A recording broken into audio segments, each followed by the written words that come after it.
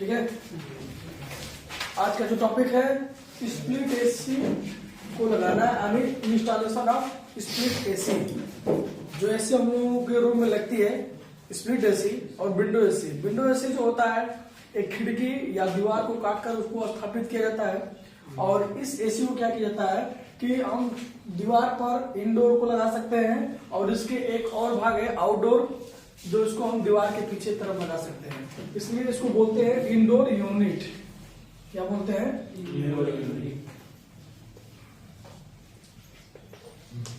Indoor unit, और इसे बोलेंगे हम लोग आउटडोर यूनिट। ठीक ना।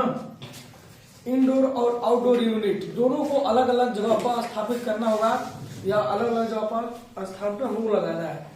जगह का चुनाव सही से कर लेंगे। हम लोगों का जो रूम है कंजेस्टेड है, चारों तरफ से मान लीजिए पैक्ड है, और रूम में कहीं से गर्म हवा निकलने का प्रावधान नहीं है, तो वहां से हम लोग इस एसी को स्थापित करेंगे। ये एसी जो होती है टन में आती है। किस में आती है? टन में। इनकी जो क्षमता होती है टन में होती है, और रूम के साइज के अनुसार इस एसी को लगाया जाता है। रूम साइज मतलब हम लोग जो भी करेंगे, रूम साइज को हम नहीं जानते हैं कि रूम का साइज हमारा कितना है और कितने टन का एसी हम लोग लेंगे, तो उसके लिए हम रूम साइज बता रहे हैं कि टन, हम लोग टन निकालना है तो टन बराबर होता है लंबाई गुणे चौड़ाई गुणे ऊंचाई और बटा में 1200। इतने से हम लोग भाग देंगे। जैसे कि मान लीजिए हर एक, जैसे रूम का जो लंबाई है 12 फीट है, और गुणे चौड़ाई कितना है 10 है, ऊंचाई भी कितना है 10 है, और यहाँ पर 1200 से हम लोग क्या कर देंगे 2 जीरो काट दीजिए, 2 जीरो से 2 जीरो कर दे, 12 × 12 यानी टन बराबर कितना हो जाएगा 1। तो इस तरह से हम लोग समझ जाएंगे कि यदि क्षेत्रफल इसका कितना है 12 है, लंबाई ऊंचाई भी 10 है और चौड़ाई भी 10 है, तो इस तरह से 1 टन की एसी हम लोग वहां पे लगा सकते हैं। यानी ये यूं कहें तो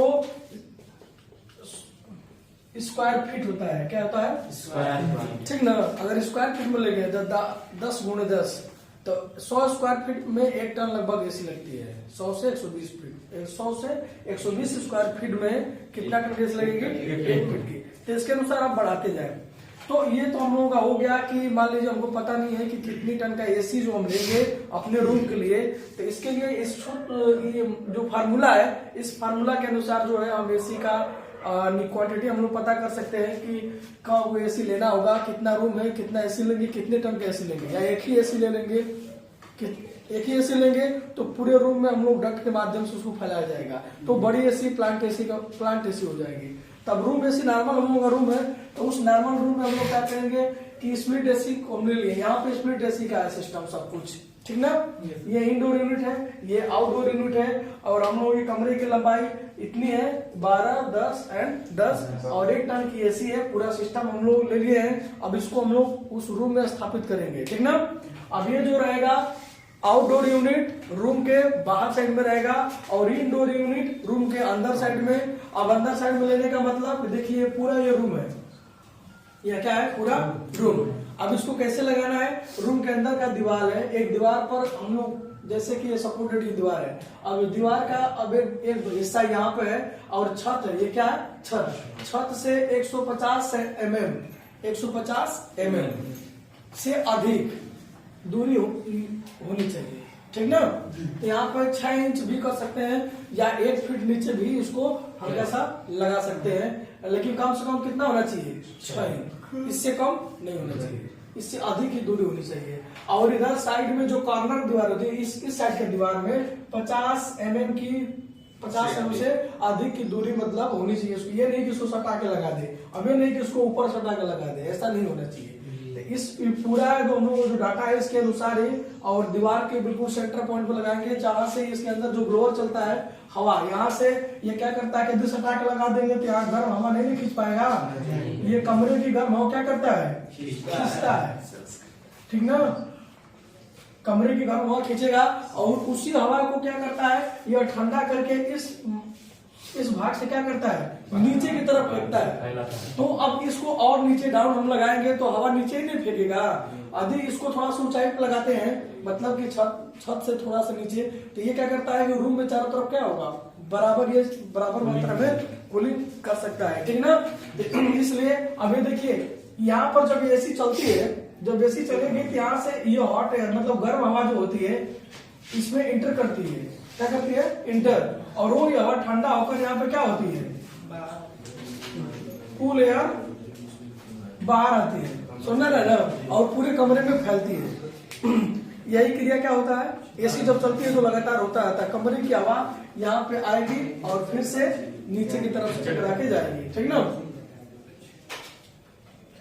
अब देखिए यहाँ से ये दीवार है, अब दीवार में होल करना है, तो होल करने के लिए हम बताए हैं कि यहाँ पे जो माउंटिंग प्लेट होगा, तो माउंटिंग प्लेट से इसको हम लोग दूरी पर कितना होल करेंगे, लगभग हाँ, तो माउंटिंग प्लेट के 3 से 4 इंच दाहिनी साइड में हम लोग कितना व्यास होल करेंगे, और दीवार के आर पार जब होल हो जाएगा, तो दीवार के आर पार होल, ये जो पाइप हम लोग कस रहे हैं, ये पूरा पाइप दीवार के उस पार हम लोग कसेंगे, ना कि रूम के अंदर की तरफ, सुना रहे ना, ताकि गैस उसलिए करेगा तो रूम में प्रॉब्लम होगा। इसलिए अगर छोटा है तो आप लोग क्या करेंगे, इस पाइप को काट कर यहाँ पे और पाइप बढ़ाकर ब्रिजिंग कर लेंगे, स्वेलिंग करके, ब्रिजिंग करने के बाद ही तब हम लोग क्या करेंगे, इस जो जुड़ाव है कुल मिलाकर इस जुड़ाव को हम लोग को किसी भी हालत में बाहर करना है, ठीक ना। रूम के अंदर इन साइड में रहना चाहिए, आउट साइड में जुड़ाव रहना चाहिए।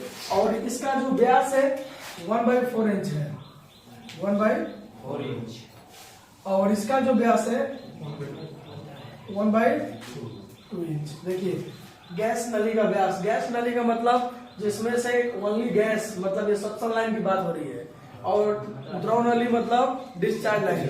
तो यहाँ पे गैस नली का व्यास 1/2 भी होता है, 5/8 भी होता है और 3/4 भी होता है। और इसकी बात की जाए तो 1/4 भी होता है, 5/16 और 3/8 इंच का जो व्यास होता है, ठीक ना। तो इसके अनुसार यहाँ पे फ्लेयर बना है, फ्लेयर बनने के बाद ये फ्लेयर नट है, और इसके द्वारा चूड़ी के माध्यम से सुकस दिया गया है दोनों पाइप को। और इसकी जो दूरी होगी अधिकतम, इनडोर और आउटडोर के बीच की दूरी, अधिकतम दूरी कितना होनी चाहिए, 10 मीटर, इससे अधिक दूरी नहीं होनी चाहिए, बस समझ रहे ना। तो इतने दूरी के अनुसार हम लोगों ने इसका जगह चुनाव कर लिया है, इसका ऊपर छत पर रख देंगे या दीवार पर टांग देंगे, या कोई रोशनदान है वहां पे छज्जा बना हुआ है तो उस पर हम लोग रख देंगे। कहीं पे रखने के बाद स्टैंड लगा देंगे, ठीक ना। अगर छत पर भी रखते हैं तो वहां पर भी स्टैंड आता है इस तरह का, इस पर हम लोग रख देंगे एसी को, ठीक ना, ताकि पानी जब भी बरसात हो तो पानी होगा स्टैंड से इधर की ओर क्रॉस कर जाए। अगर ऐसे रख देंगे तो हो सकता है ज्यादा पानी हो जाएगा तो पूरे अंदर पानी उसमें चली जाएगी।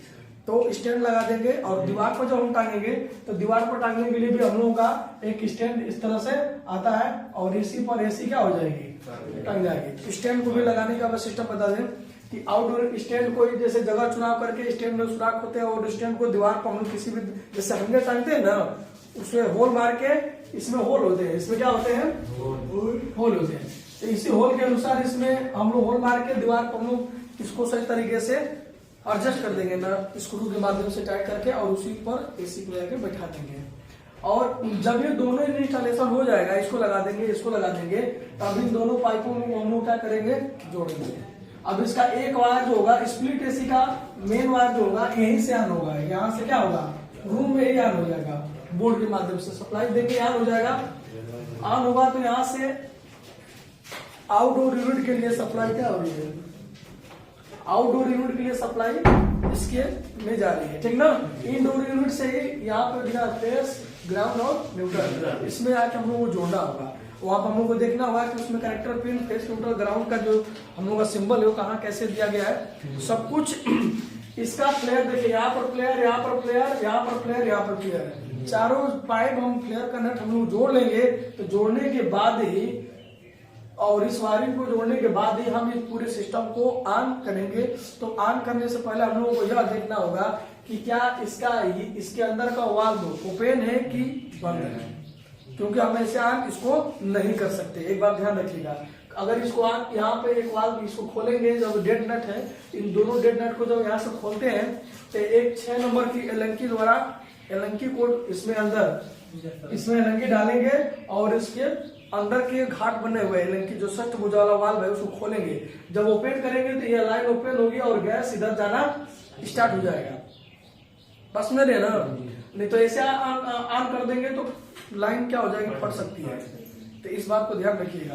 तो एसी को ऑन करने से पहले ये वाला लाइन ओपन होना चाहिए और ओपन, और ये सब क्रिया ओपन करना है। और कैसे ओपन करना है, कब स्थिति में इंस्टॉलेशन करने के बाद कैसे इसमें गैस का हम प्रवाह करें, तो उसके लिए हम लोग पहले वैक्यूम करना होगा। इस इनडोर यूनिट को क्या करना होगा, वैक्यूम। यदि एसी नया है तो, ऐसी पुराना है, दोनों में गैस नहीं है तो दोनों को वैक्यूम करना होगा। यदि इसमें गैस है, इसमें गैस नहीं है, तो इसमें भरी गैस इधर फ्लो होकर चारों तरफ फैलेगी।